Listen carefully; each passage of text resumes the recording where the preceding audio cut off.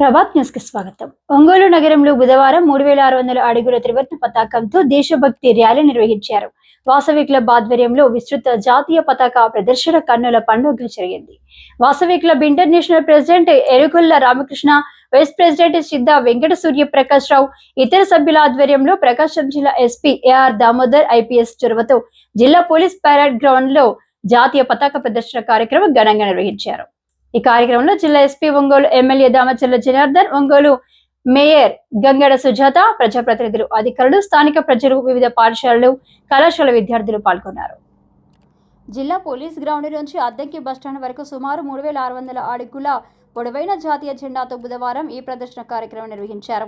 ఈ సందర్భంగా ప్రకాశం జిల్లా ఎస్పీ ఏఆర్ దామోదర్ మాట్లాడుతూ, మన జాతీయ జెండాను తెలుగువారైన పింగళి వెంకయ్య రూపొందించడం మనకు గర్వకారణమని, మన ఆంధ్ర ప్రాంతానికి చెందిన మహోన్నత వ్యక్తికి ఇలాంటి గొప్ప ఘనత దక్కిందన్నారు.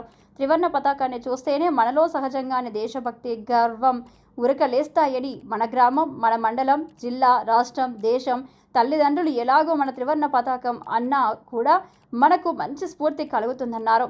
శాంతి, సహనం, అహింస అనే తత్వాన్ని మన జాతీయ జెండా చాటి చెబుతుందని వివరించారు. జాతీయ భావనను, సమైక్యతను పెంపొందించాలన్న ఉద్దేశంతో ఈ కార్యక్రమం నిర్వహించడం చాలా సంతోషదాయకమని తెలిపారు. 3600 అడుగుల పొడవున్న జాతీయ జెండాతో ఒంగోలు నగరంలో నిర్వహించిన ర్యాలీ జిల్లా ప్రజల గర్వకారణంగా నిలిచింది.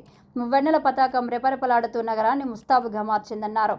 నిరంతరం జిల్లా ఎస్పీ హెల్మెట్ లేకుండా ద్విచక్ర వాహనాలు నడుపుతూ ఎక్కువ మంది తలకు గాయం కావడం వల్లనే చనిపోతున్నారని, వాటి వల్ల ఎన్నో కుటుంబాలు రోడ్డున పడుతున్నాయని, హెల్మెట్ ధరణతో ప్రమాదాల నుంచి రక్షణ పొందవచ్చని తెలిపారు.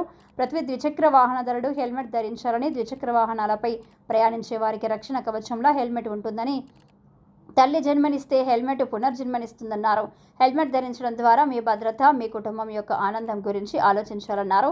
వారి కుటుంబ సభ్యులు బైక్ మీద వెళ్లేటప్పుడు రహదారి భద్రతా నియమాలు పాటిస్తూ తప్పనిసరిగా హెల్మెట్ పెట్టుకుని వెళ్లమని చెప్పాలని విద్యార్థులకు, వాహనదారులకు సూచించారు.